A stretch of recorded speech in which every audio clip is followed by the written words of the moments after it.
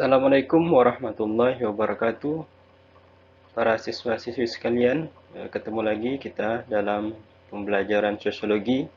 Kali ini kita akan membahas materi pembelajaran, yaitu integrasi dan reintegrasi sosial, khususnya di kelas 11.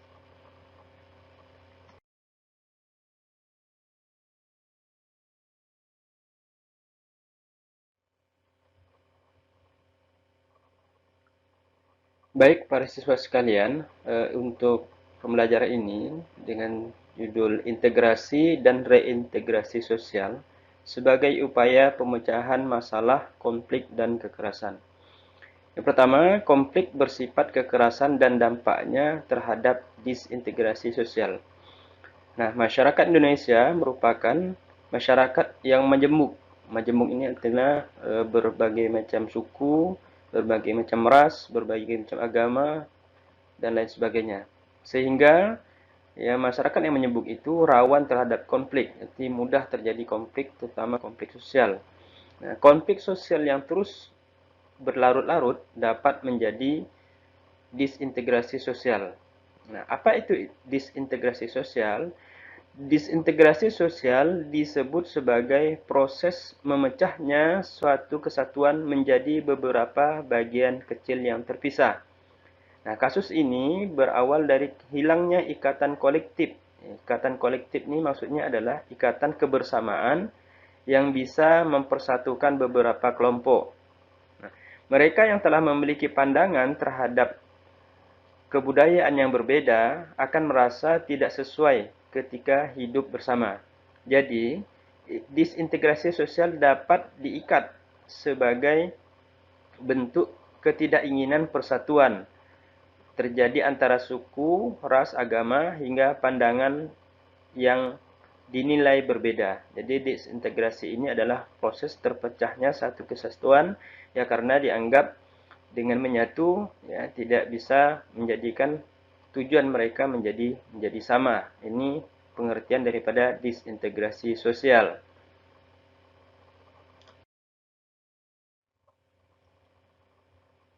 Baik, untuk yang kedua yaitu gejala disintegrasi sosial. Ya, terlepas dari berbagai pengertian dan bentuknya, disintegrasi memiliki beberapa macam gejala yang dapat dideskripsikan. Dideskripsikan ini artinya digambarkan dan dikaji secara jelas sebagai bagian dari ilmu kehidupan sosial. Nah, gejala-gejala disorganisasi atau disintegrasi sosial dimulai dari hal-hal sebagai berikut. Yang pertama, tidak ada lagi kesepakatan anggota kelompok ya, mengenai tujuan sosial yang hendak dicapai yang semula menjadi pegangan kelompok tersebut. Jadi, tidak ada lagi kesepakatan atau sudah berbeda kesepemahamannya. Yang kedua, norma-norma sosial tidak lagi membantu anggota masyarakat dalam mencapai tujuan yang disepakati. Kemudian yang ketiga, norma-norma dalam kelompok yang dihayati oleh setiap anggota dianggap tidak sesuai lagi, artinya tidak relevan lagi sesuai dengan keadaan atau zamannya. Dan sanksi sudah lemah, bahkan sudah tidak dilaksanakan secara konsekuen.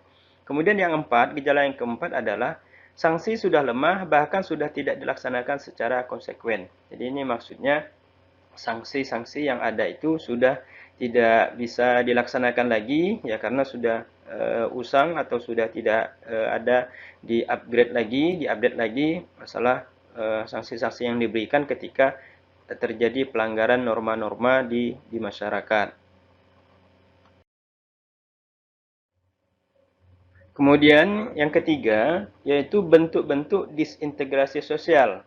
Yang pertama adalah kenakalan remaja. Nah, kenakalan remaja merupakan disintegrasi dari keutuhan suatu masyarakat. Hal ini dikarenakan ya tindakan yang mereka lakukan dapat merusakkan masyarakat. Nah, oleh karena itu, kenakalan remaja bisa disebut sebagai masalah sosial.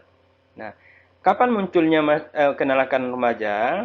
Ya, ini karenakan adanya gejolak kehidupan yang disebabkan adanya perubahan-perubahan sosial di masyarakat.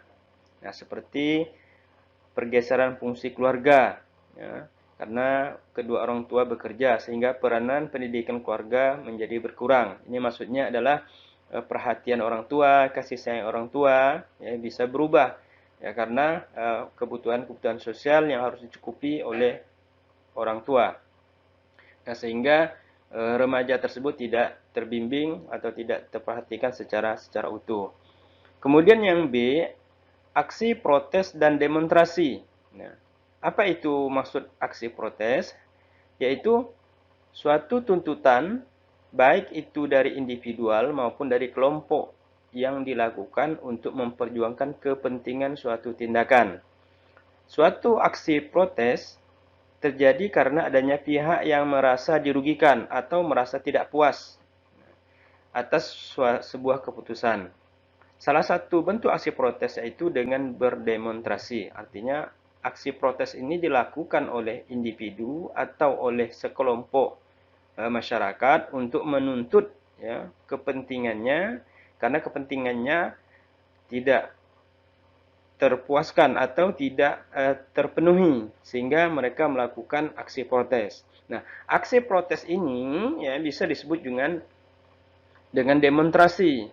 Apa itu demonstrasi? Yaitu gerakan yang bersifat langsung dan terbuka dilakukan oleh orang banyak untuk memperjuangkan kepentingan atau tuntutannya. Demokrasi biasa terjadi karena adanya penyimpangan pada suatu sistem atau adanya perubahan dalam sistem. Nah, jadi ini demonstrasi ini adalah bentuk aksi daripada apa yang mereka protes, apa yang mereka ingin perjuangkan untuk kepentingan atau tuntutan. Nah, ini termasuk bagian daripada disintegrasi sosial. Kemudian yang ketiga, yang bagian C atau ketiga ini bentuk disintegrasi sosial, yaitu pergolakan daerah. Nah, pergolakan daerah yaitu suatu gerakan sosial yang dilakukan bersamaan dengan menggunakan berbagai cara untuk memaksakan suatu kehendak ataupun cita-cita. Suatu pergolakan daerah terjadi sebabkan hal-hal sebagai berikut. Nah, nanti ini dijelaskan tentang apa yang menyebabkan terjadi pergolakan daerah.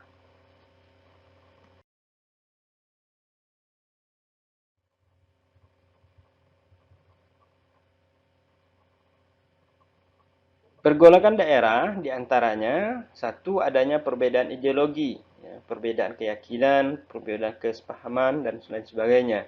Yang kedua, terjadinya pertentangan antar masyarakat yang berkepanjangan sehingga sulit untuk diatasi. Ini berkaitan dengan tuntutan atau pertentangan antar masyarakat. Kemudian yang ketiga, adanya pihak yang memegang kekuasaan bertindak dengan seenaknya. Artinya kebijakan-kebijakan yang dibuat ya tidak menempatkan pada tempatnya atau tidak sesuai dengan sasaran, ya, maka terjadilah pergolakan. Kemudian yang keempat, adanya provokator yang mendorong terjadinya pergolakan daerah. Ini artinya ada dorongan atau agen objek yang bisa membuat terjadi pergolakan daerah atau tuntutan dari sebuah masyarakat untuk apa yang mereka tujukan atau untuk tuntutan-tuntutan mereka sehingga bisa tercapai tuntutan mereka. Nah, inilah beberapa di antara pergolakan daerah. Kemudian ya, yang termasuk bentuk integrasi sosial itu adalah ya, bagian D, yaitu kriminalitas. Ya. Apa itu kriminalitas? Kriminalitas adalah sebuah tindakan sosial yang disosiatif. Ya. Kriminalitas ini biasanya ditandai dengan adanya perilaku menyimpang yang melawan norma yang berlaku pada suatu tempat.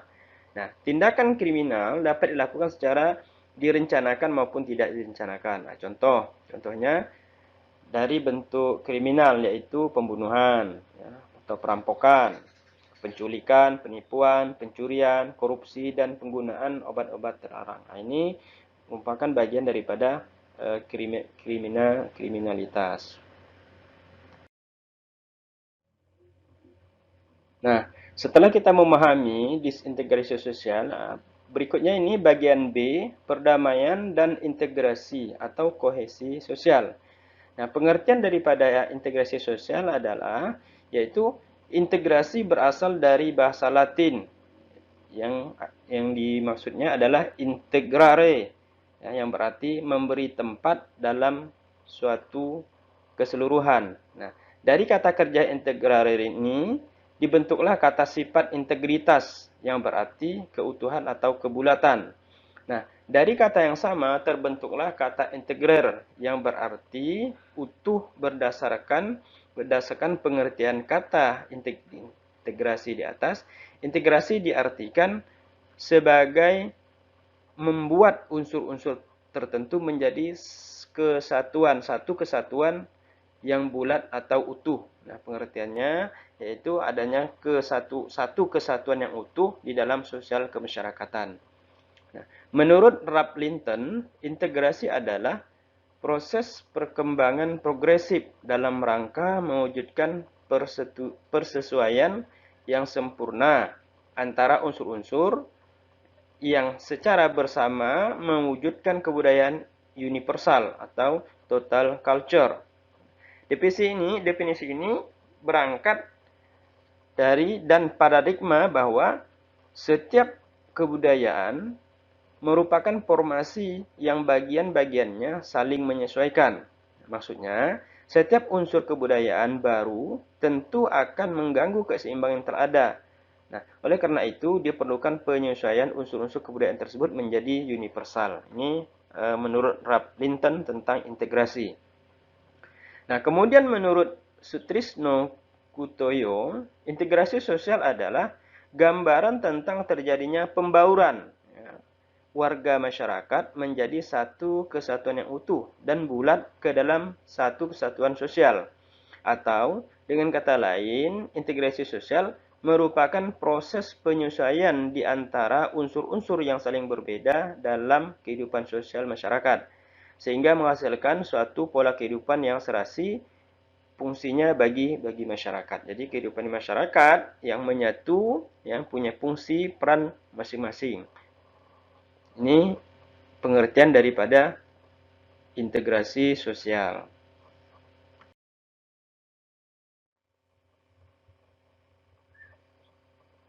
Yang kedua, yaitu syarat-syarat integrasi sosial. Menurut William F. Ogburn dan Mayor Nimbob, syarat terjadinya integrasi sosial sebagai berikut. Bagian A, anggota-anggota masyarakat merasa bahwa mereka berhasil saling mengisi kebutuhan-kebutuhan satu dengan yang lain. Hal ini berarti kebutuhan fisik berupa sandang dan pangan serta kebutuhan sosialnya dapat dipenuhi oleh budayanya. Ini syarat-syaratnya. Kemudian yang B, masyarakat berhasil menciptakan kesepakatan atau konsensus bersama mengenai norma dan nilai-nilai sosial yang dilestarikan dan dijadikan pedoman dalam berinteraksi satu dengan yang lainnya, termasuk menyepakati hal-hal yang dilarang menurut kebudayaannya. Jadi ini setelah adanya konsensus ya mengenai norma perilaku, norma nilai-nilai sosial yang berlaku di masyarakat yang bisa dijadikan pedoman bagi masyarakat. Nah, ini merupakan syarat daripada integrasi sosial. Kemudian yang ketiga, syarat yang ketiga, norma-norma dan nilai-nilai sosial itu berlaku cukup lama dan dijalankan secara konsisten, serta tidak mengalami perubahan sehingga dapat menjadi aturan baku dalam melangsungkan proses interaksi sosial. Jadi proses perjalanan norma-norma sosial dan nilai-nilai sosial itu ya berlaku lama ya dan tetap dijalankan secara konsisten. Jadi kalau tidak ada itu ya tidak terjadi integrasi sosial. Nah, ini salah satu syarat ya, syarat integrasi sosial yaitu berlakunya nilai-nilai sosial atau nilai norma-norma sosial di masyarakat.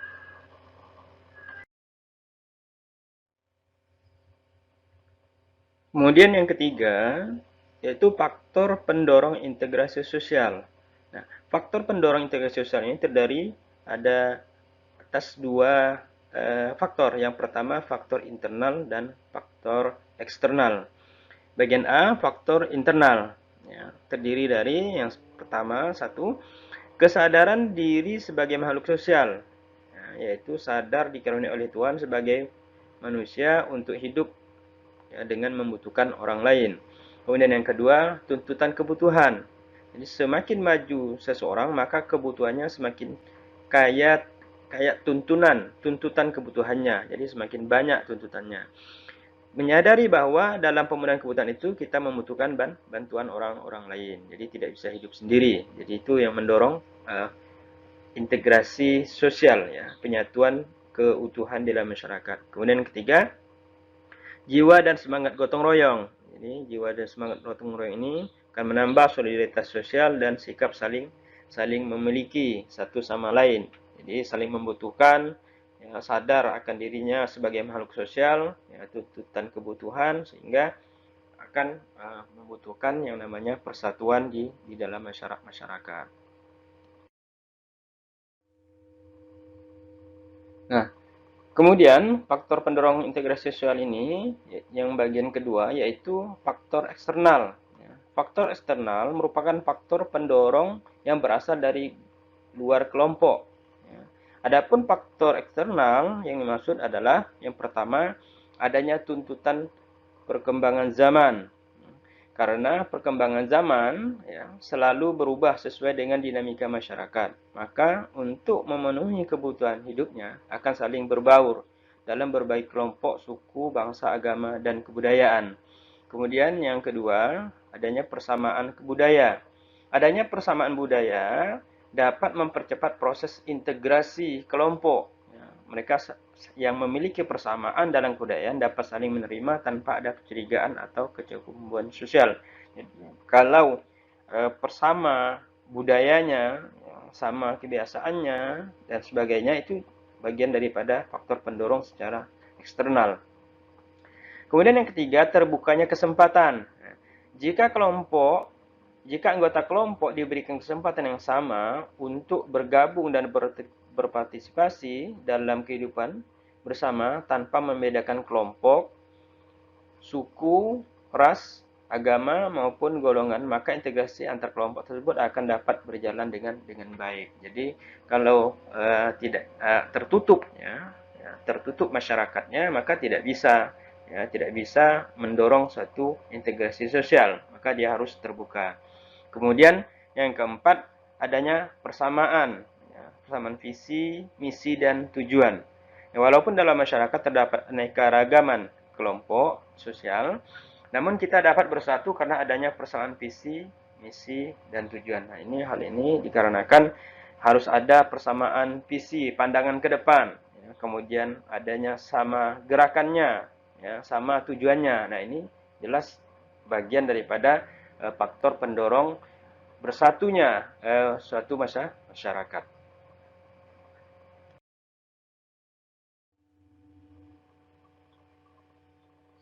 Kemudian masih lanjutan faktor eksternal, faktor yang pendorong integrasi sosial ini. Yang kelima, adanya sikap menghargai atau toleransi.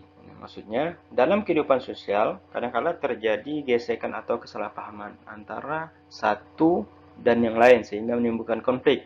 Nah, jadi kalau dengan menghargai, ya jadi konflik bisa teratasi. Kenapa? Sikap saling menghargai ini atau toleransi ini, ya, merupakan bagian dari pendorong untuk terjadinya integrasi sosial. Kemudian yang keenam, adanya konsensus nilai-nilai kelompok sosial. Konsensus ini adalah kesepakatan bersama. Jadi kesepakatan untuk adanya nilai-nilai dalam kelompok sosial.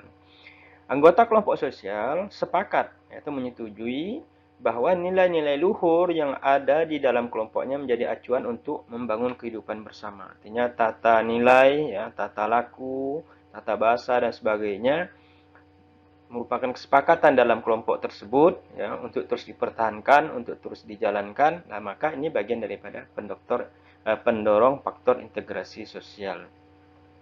Kemudian yang ketujuh, adanya tantangan. Jadi adanya tantangan dari luar akan mendorong anggota-anggota kelompok untuk bersatu menghadapi tantangan yang ada.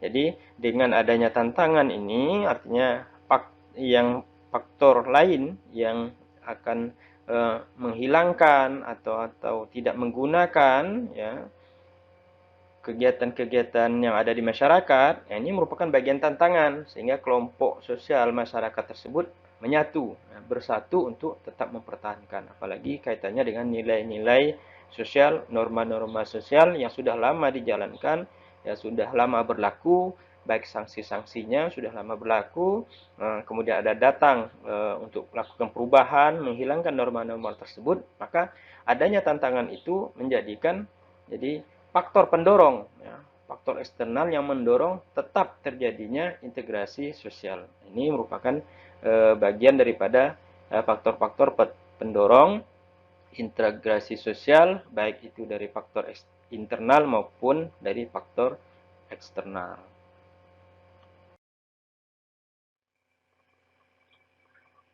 Baik, berikutnya yaitu faktor yang menghambat terjadinya integrasi sosial.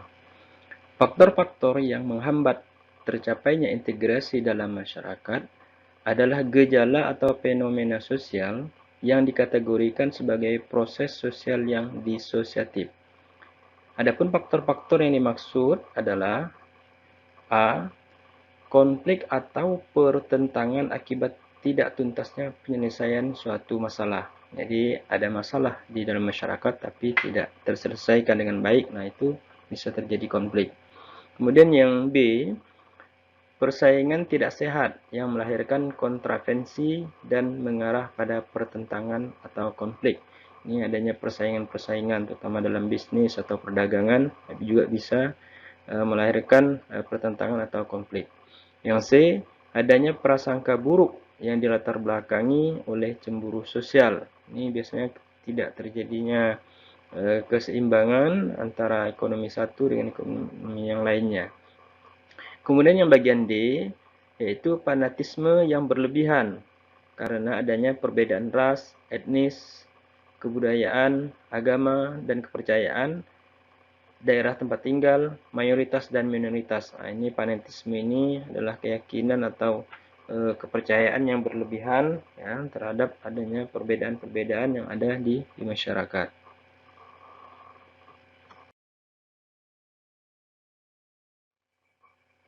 Selanjutnya, faktor penghambat integrasi sosial ini, E.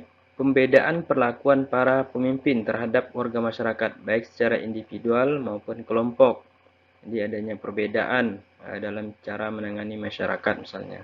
Kemudian yang F, rendahnya sikap toleransi dalam hidup bermasyarakat. Kemudian yang G, berlangsungnya tindakan anggota masyarakat baik secara individual maupun kelompok yang dinilai mengganggu keteraturan dan keseimbangan hidup masyarakat. Nah, suatu integrasi sosial dapat berlangsung cepat atau lambat, ya, tergantung beberapa faktor. Yang pertama, adanya homogenitas kelompok. Nah, dalam kelompok atau masyarakat yang tingkat kemajemukannya rendah, nah, kemajemukan ini perbedaan ya, atau keragamannya rendah, integrasi sosial akan mudah dicapai. Namun sebaliknya, dalam kelompok atau masyarakat yang menyebuk, tentu integrasi sosial ini bisa terjadi lambat di masyarakat.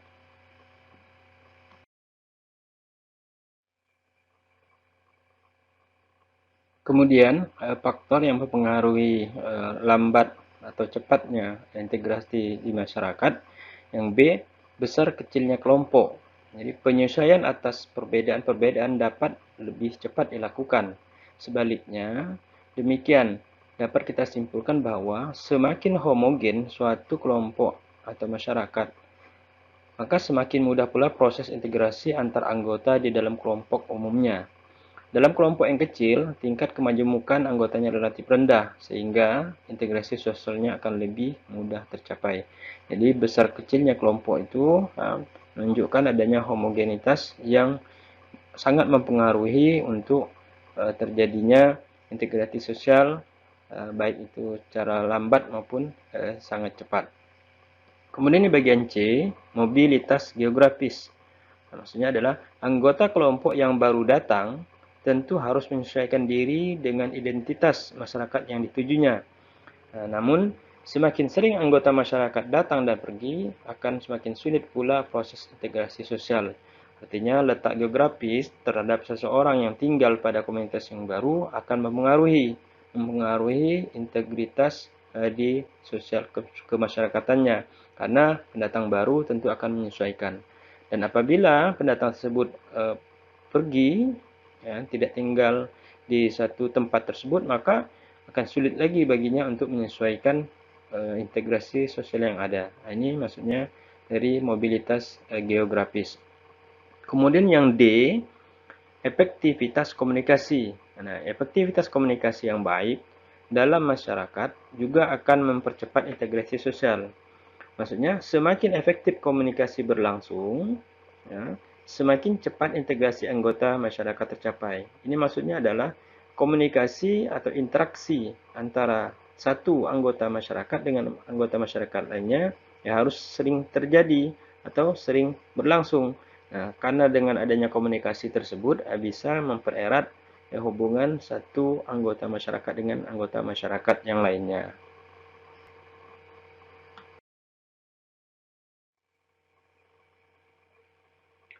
Berikutnya, proses integrasi sosial. Menurut Astrid Susanto, ya, mengumpulkan bahwa integrasi sebagai proses mempertahankan kelangsungan hidup kelompok bisa tercipta. Nah, dasar dari proses integrasi itu sendiri adalah konsensus, yaitu kesepakatan tentang ide atau nilai-nilai. Kemudian menurut Marswadi, ya, Marswadi Raub, konsensus terjadi bila tercipta kesepakatan dalam hubungan antara dua orang atau pihak atau lebih. Nah, bila konsensus tercapai, berarti penyelesaian konflik tercapai. Jadi ada conflict relation. Nah, oleh karena itu, konsensus adalah substansi penyelesaian konflik yang memiliki prinsip dasar, yang mana ditemukannya kemungkinan di dalam diri semua pihak yang berkonflik untuk mengadakan perubahan-perubahan terhadap pendapat-pendapat yang dianutnya, dengan bersedia menerima pendapat dari pihak lain yang menjadi lawannya dalam berkonflik. Nah, ini pendapat Astrid Susanto dan juga menurut Marswadi Raub. Nah, kemudian menurut William F. Hogan dan Meyer F. Nimkop berpendapat bahwa integrasi sosial terjadi melalui proses seperti berikut, yaitu diantaranya akomodasi, ya, kemudian kerjasama, koordinasi, dan asimilasi. Nah, apa yang dimaksud dengan akomodasi? Ya, menurut Gilin dan Gilin, ya, akomodasi merupakan suatu proses dalam hubungan-hubungan sosial yang mengarah pada adaptasi, sehingga antar individu atau kelompok terjadi hubungan saling menyesuaikan untuk mengatasi ketegangan-tegangan. Nah, tujuan dari akomodasi sendiri ialah untuk dapat mengurangi dan menyelesaikan konflik antar individu atau kelompok yang ada di masyarakat akibat adanya perbedaan paham, sehingga diharapkan akan timbul kerjasama di antara individu yang sedang berkonflik.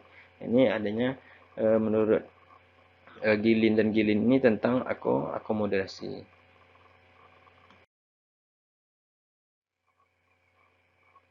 Kemudian lanjutan dari proses integrasi sosial yang menurut Abgun tadi adalah yang B, yaitu kerjasama. Kerjasama merupakan bentuk interaksi sosial, ya, bentuk hubungan sosial, komunikasi sosial, yang pokok kerjasama dapat menggambarkan sebagian besar untuk bentuk integrasi sosial. Kerjasama yang dimaksud sebagai suatu usaha bersama antar pribadi atau antar kelompok manusia untuk mencapai satu atau beberapa tujuan bersama.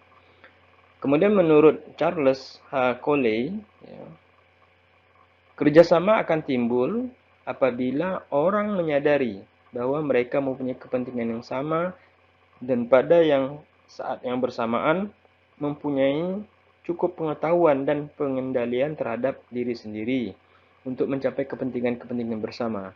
Kerjasama di antara kelompok-kelompok sosial yang berbeda dalam masyarakat multikultural mempunyai pengaruh yang besar dalam integrasi sosial. Artinya kerjasama ini merupakan bagian yang sangat penting dalam proses terjadinya integrasi sosial. Kemudian di bagian C, yaitu adanya koordinasi. Nah, koordinasi adalah pengaturan secara sentral untuk mencapai integrasi dengan mempersatukan individu maupun kelompok agar tercapai keseimbangan dan keselarasan dalam hubungan di masyarakat. Nah, dalam organisasi kemasyarakatan, koordinasi merupakan faktor yang paling dominan. Nah, tanpa koordinasi, suatu organisasi tidak dapat berjalan dengan baik. Mengingat organisasi merupakan suatu kelompok yang terdiri atas orang-orang dengan sifat dan kepribadian yang berbeda-beda. Dengan demikian, kelancaran jalannya organisasi ditentukan faktor pendekatan anggotanya. Nah, proses koordinasi ya, mencakup berbagai aspek kemasyarakatan seperti aspek ekonomi, politik, sosial budaya, dan pendidikan. Nah, koordinasi ini adalah pengaturan secara sentral yang mana untuk mencapai integrasi dengan mempersatukan individu atau kelompok dalam masyarakat sehingga tujuannya terjadi keseimbangan dan keselarasan. Kemudian yang D yaitu asimilasi. Ya, kelompok-kelompok sosial yang berbeda dalam masyarakat multikultural atau masyarakat majemuk setelah tahap koordinasi akan tercapai atau tercipta suatu pemahaman bersama sehingga di antara kelompok-kelompok tersebut dapat saling menyesuaikan diri. Nah, proses inilah disebut dengan asimilasi. Artinya setelah dengan koordinasi ya, terjadi koordinasi antara individu dengan masyarakat yang lainnya, maka proses berikutnya yaitu terjadinya asimilasi. Nah, asimilasi adalah sebuah proses yang ditandai oleh adanya usaha-usaha untuk mengurangi perbedaan-perbedaan yang terdapat di antara orang per orang atau kelompok-kelompok manusia guna mencapai kesepakatan berdasar kepentingan dan tujuan-tujuan bersama.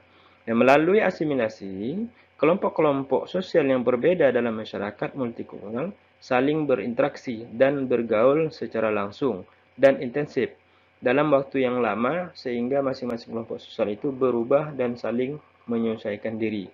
Nah, jadi asimilasi ini adalah proses dari hasil proses daripada koordinasi sehingga asimilasi ini adalah proses-proses usaha yang mengurangi perbedaan-perbedaan yang terjadi di masyarakat.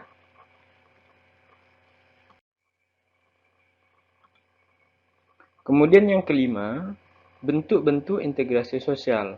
Integrasi sosial merujuk pada proses yang biasa terjadi pada minoritas atau pendatang yang beradaptasi dengan struktur sosial masyarakat di daerah yang baru mereka tempati. Integrasi sosial dapat diklasifikasikan berdasarkan beberapa sudut pandang, yaitu berdasarkan hasilnya, penyebab, dan lingkungan yang terjadi. Bagian A, yaitu berdasarkan penyebabnya. Yang pertama, integrasi normatif. Integrasi normatif dapat terjadi karena adanya norma yang berlaku di masyarakat. Nah, dalam konteks ini, norma merupakan pedoman untuk melakukan hubungan sosial dalam masyarakat yang berisi perintah, larangan, dan anjuran. Dengan adanya norma, masyarakat dapat bersatu dan kehidupan harmonis yang bisa terwujud.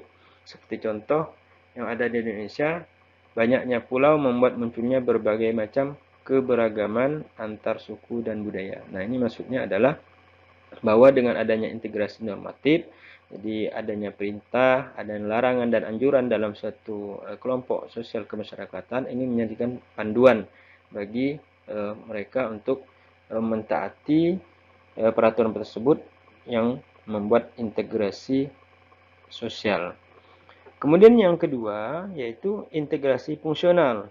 Nah, integrasi fungsional bisa terjadi karena ada fungsi-fungsi di masyarakat. Nah, dengan menempatkan fungsi dari setiap pihak yang ada di masyarakat, integrasi sosial dapat terbentuk. Nah, sebagai contoh, di masyarakat ada kelompok-kelompok profesi yang berbeda, seperti pedagang, pelaut, petani, pebisnis, yang jika berperan sesuai fungsinya masing-masing akan ciptakan integrasi di masyarakat. Jadi integrasi fungsionalnya adalah integrasi yang mencakup tentang fungsi-fungsi di masyarakat. Artinya profesi-profesi di masyarakat. Ya, kalau dia sebagai pedagang, maka dia sebagai pedagang, kemudian pelaut, sebagai pelaut dan sebagainya.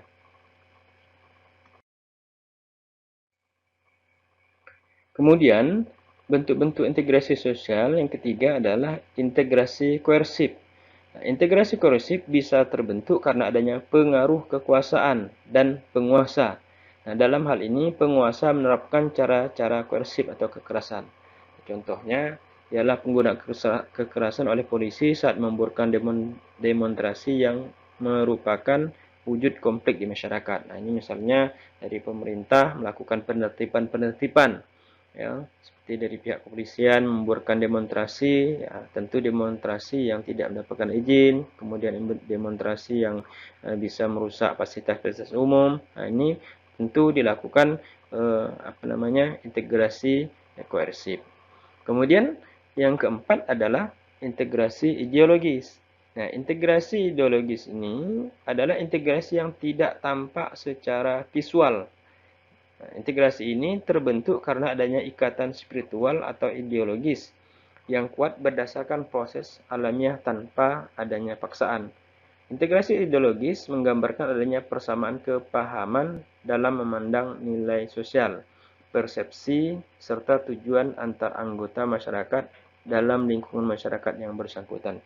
Ini integrasi ideologis ini yang lebih cenderung kepada ya, sesuatu yang berkaitan dengan spiritual, seperti pemahaman keagamaan, nah, memandang suatu kejadian di sosial, ya, nilai-nilai sosial atau sudut pandang sosial, yang dimana sudut pandang itu tentu mengarah pada kebaikan-kebaikan bersama. Kemudian yang kelima, integrasi instrumental. Nah, integrasi instrumental adalah integrasi yang tampak secara visual, nah, akibat adanya keseragaman antar individu dalam suatu lingkungan masyarakat. Nah, contohnya keseragaman pakaian, keseragaman aktivitas sehari-hari, dan keseragaman ciri fisik lainnya. Nah, ini tentu keseragaman itu yang merupakan bentuk-bentuk dari integrasi sosial.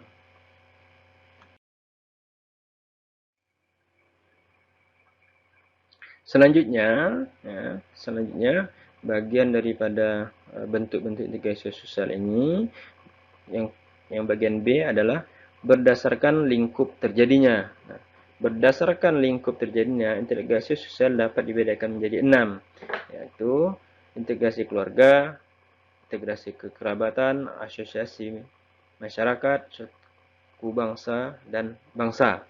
Yang pertama, integrasi keluarga, ya, menyatunya keluarga atau persatuan dalam keluarga.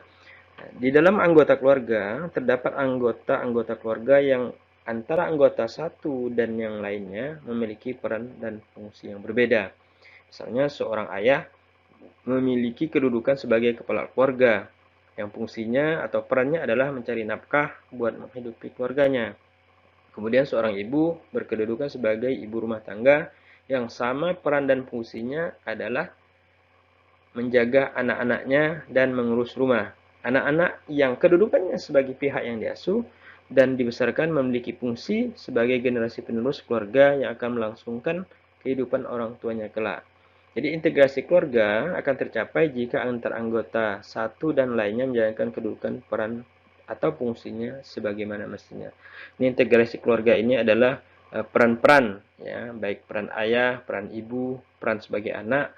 Kalau bisa berjalan sebagaimana mestinya, ya, maka integrasi keluarga ini bagian daripada bentuk integrasi sosial dalam lingkupnya, yaitu lingkup keluarga. Kemudian yang kedua, integrasi kekerabatan. Nah, kekerabatan adalah hubungan sosial yang diikat oleh pertalian darah dan hubungan perkawinan, sehingga menghasilkan nilai-nilai, norma-norma, kedudukan, serta peranan sosial yang diakui dan ditaati bersama oleh seluruh anggota kekerabatan. Yang ada integrasi antar anggota kekerabatan akan terjadi jika masing-masing anggota kekerabatan mematuhi norma dan nilai-nilai yang berlaku dalam subsistem kekerabatan tersebut. Ini adalah kekerabatan yang dimaksud di sini adalah kekerabatan yang diikat oleh adanya pertalian darah, ya, saudara kandung, ya, saudara tiri, ya, dan hubungan perkawinan. Nah, ini hubungan perkawinan ini adalah menyatunya dua orang, ya, dari keluarga yang berbeda, ya, menjadi satu keluarga, menjadi kekerabatan satu sama yang lainnya. Apabila ya masing-masing pihak ya dari keluarga ini, dari kekerabatan ini ya menghasilkan nilai-nilai norma, nah, maka ini adalah bagian daripada bentuk-bentuk integrasi sosial di masyarakat yang dalam hal ini ruang lingkupnya adalah dari kekerabatan.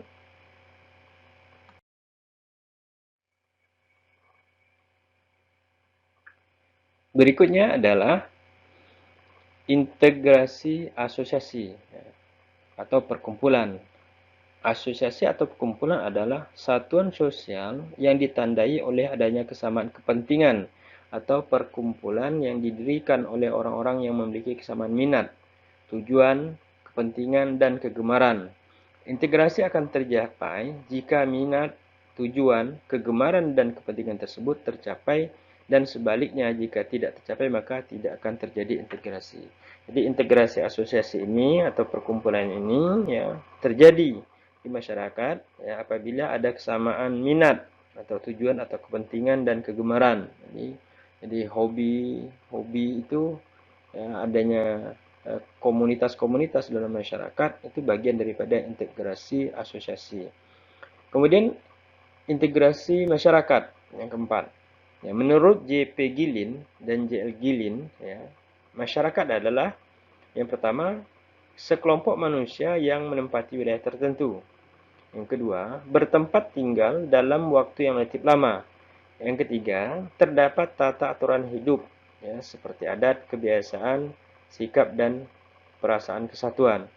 Dan yang keempat, yaitu rasa identitas di antara para warganya. Nah, ini maksudnya adalah ya, terjadinya integrasi di dalam masyarakat itu apabila sekelompok manusia menempati wilayah tertentu.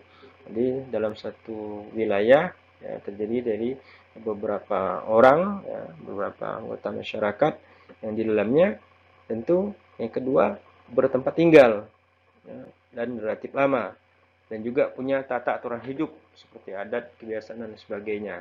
Jadi adanya masyarakat yang menempati wilayah tertentu ya tinggal di sana cukup lama ya mempunyai kebiasaan-kebiasaan ya. Yang terakhir adanya identitas. Jadi tentu orang yang tinggal lama di suatu daerah atau suatu tempat memiliki identitas. Nah, ini yang dimaksud dengan integrasi masyarakat. Kemudian yang kelima yaitu integrasi suku bangsa. Suku bangsa adalah golongan sosial yang dibedakan dari golongan sosial lainnya ya, karena memiliki ciri-ciri dasar dan umum berkaitan dengan asal-usul dan tempat asal kebudayaan. Nah, ini dikaitkan dengan suku bangsa di mana satu tempat dengan tempat yang lain pasti memiliki suku bangsa. Nah, dari golongan-golongan ini ya, tentu akan memiliki ciri-ciri dan dasar-dasar ya, secara umum yang berkaitan dengan asal-usul dan tempat asal kebudayaannya. Nah, kemudian adapun ciri-ciri kesatuan suku bangsa antara lain. Yang pertama, secara tertutup berkembang biak di dalam kelompoknya. Jadi dia berkembang, ya, tumbuh berkembang, ininya dalam masyarakatnya itu hanya ada satu suku saja. Ya. Kemudian yang kedua, memiliki nilai-nilai dasar tentang kebudayaannya. Jadi ada kebudayaan yang mengikat, ya, mengikat norma-norma atau nilai sosial yang ada pada suku bangsa tersebut. Kemudian yang ketiga, adanya komunikasi dan interaksi, seperti menggunakan bahasa yang sama atau adat yang sama ya, yang terjadi dalam satu suku tersebut. Kemudian saling mengenal dan mempunyai identitas di dalam kelompok yang sama. Ini bagian daripada ciri-ciri kesatuan suku bangsa. Kemudian yang keenam, ya, setelah suku bangsa ini, yaitu integrasi bangsa. Bangsa atau nation adalah sekelompok manusia yang heterogen atau beragam, yang mana sifatnya tetapi memiliki kehendak yang sama. Ya, sifatnya beragam, tapi memiliki kehendak yang sama, dengan menempati daerah tertentu dan bersifat permanen. Menurut M.S. Renan, ya, lebih menekankan bahwa bangsa terbentuk dan orang-orang yang punya latar belakang sejarah pengalaman sejarah dan perjuangan, serta hasrat untuk bersatu. Nah, ini bagian daripada integrasi bangsa, di mana integrasi bangsa ini bagian daripada integrasi, ya, bentuk-bentuk integrasi atau hasil dari proses dalam ruang lingkup integrasi.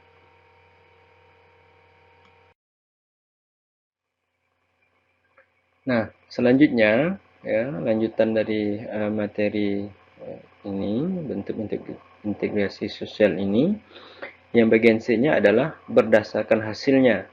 Berdasarkan hasilnya, integrasi sosial dibagi menjadi dua, yaitu asimilasi dan akulturasi. Nah, asimilasi adalah penggabungan dua atau lebih kebudayaan yang hasilnya menghilangkan ciri khas dari kebudayaan asli. Artinya, hasil dari asimilasi merupakan sebuah kebudayaan baru yang diterima oleh semua kelompok dalam lingkungan masyarakat yang bersangkutan. Nah, suatu asimilasi akan berhasil terjadi apabila didorong oleh beberapa faktor. Yang pertama, atau bagian A, adanya toleransi antara kebudayaan yang berbeda dengan kebudayaan sendiri. Kemudian yang B, tiap individu dan kelompok memiliki kesempatan yang sama bidang ekonomi. Kemudian yang C, adanya sikap saling menghargai terhadap kebudayaan yang didukung oleh masyarakat lain. Kemudian yang D, sikap terbuka dari golongan penguasa di masyarakat. Kemudian yang E, pengetahuan tentang persamaan unsur budaya yang berlainan. Kemudian yang F, perkawinan campuran akan mengurangi dan menyatukan perbedaan. Dan yang terakhir, G, adanya musuh bersama dari luar masyarakat. Jadi asimilasi adalah penggabungan dua atau lebih dari kebudayaan yang menghasilkan kebudayaan baru. Nah, ini juga terasa sulit akan terjadi, tetapi bisa terjadi adanya dorongan-dorongan atau faktor yang mendorongnya. Nah, di antaranya adanya toleransi, artinya penerimaan dari masyarakat itu sendiri. Kemudian adanya sikap terbuka dari golongan penguasa. Jadi dengan adanya budaya yang baru, ya, menghilangkan kebudayaan yang asli atau yang lama, itu yang dimaksud dengan asimilasi. Kemudian yang kedua, ya, berdasarkan hasilnya bentuk-bentuk dari integrasi ini, yaitu akulturasi. Nah, akulturasi adalah penggabungan dua atau lebih kebudayaan tanpa menghilangkan ciri khas dari kebudayaan asli di lingkungan tersebut. Nah, biasanya kebudayaan asing yang masuk akan mendapatkan penolakan terlebih dahulu. Tetapi kemudian seiring berjalannya waktu, kebudayaan ini akan diterima dan dimanfaatkan dengan tanpa menghilangkan ciri khas dari kebudayaan awal. Ini maksudnya adalah, ya, penggabungan dua atau lebih kebudayaan tanpa menghilangkan ciri khas dari kebudayaan di lingkungan tersebut. Artinya ada budaya yang baru yang datang, jadi bisa bercampur dengan kebudayaan yang lama, ya, tradisi yang lama. Tetapi di sini akulturasi ini, tradisi yang lama tetap, ya, dilaksanakan, ya, tetap ada. Nah, karena biasanya kebudayaan yang baru, ya, biasanya dapat tertolak oleh kebudayaan yang lama di dalam masyarakat itu. Tetapi seiring berjalannya waktu, ya, kebudayaan baru itu biasanya datang dapat diterima oleh masyarakat. Jadi akulturasi ini, kebudayaan yang lama masih tetap dijaga, tetapi juga kebudayaan yang baru juga diterima oleh masyarakat. Itu yang dimaksud dengan akulturasi. Demikian pembahasan kita kali ini tentang integrasi dan reintegrasi sosial yang terjadi di masyarakat. Ya, masing-masing terciptanya integrasi dan akan terciptanya reintegrasi sosial di masyarakat punya pengaruh, ya, dampak-dampak sosial yang terjadi di masyarakat. Mungkin hanya ini pembelajaran kita, pemahamannya, semoga dapat memberikan manfaat dan dapat, ya, pengalaman atau mendapatkan pemahaman yang baru, ya, tentang integrasi dan reintegrasi sosial.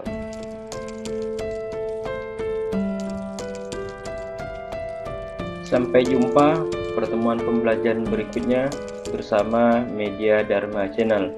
Jangan lupa like, subscribe, and share. Terima kasih. Media Dharma, media belajar bersama bisa.